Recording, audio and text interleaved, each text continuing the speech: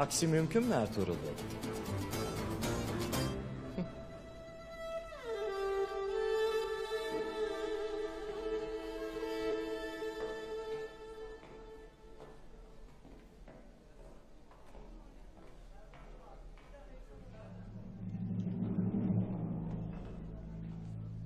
Ertuğrul Venediklilerin geldiğini nereden biliyor? Aslan söylemiş abi. Konuşurlarken duydum.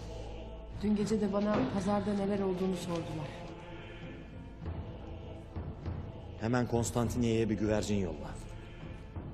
Bakalım bizimkiler Ertuğrul'la ilgili neler biliyorlar.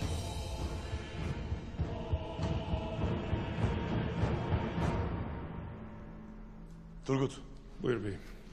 Alplerle birlikte kilimleri Konstantiniyye'ye götüreceksiniz. Emrin olur beyim. 2 adamım da onlarla gidecek. İyi silahşörlerdir. Misafirimizdirler. İnşallah kılıçları kınlarından çıkmadan huzurla Konstantiniyye'ye varırlar.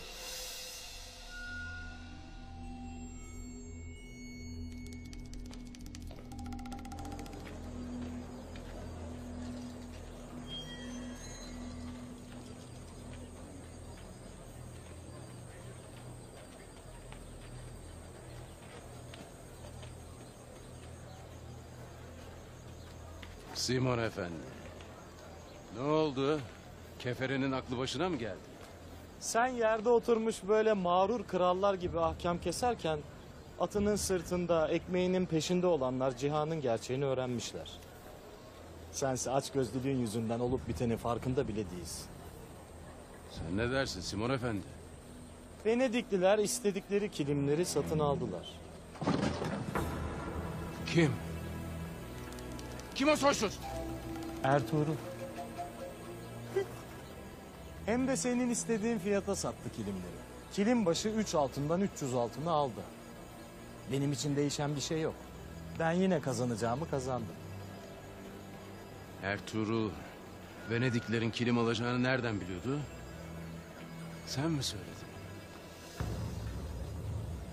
Ben değil. Aslıhan. Aslan mı? Evet. Kız kardeş. Ertuğrul kilimleri Başalp'i Turgut'la Konstantiniyye'ye götürmeyi de üstlendi. Başlarına bir hal gelirse mesuliyet onda olacak. Zeki adam. Ricardo'yu tavlamayı bildi. Batuhan, Aslan nerede? Obaya dönerken gördüm beyim.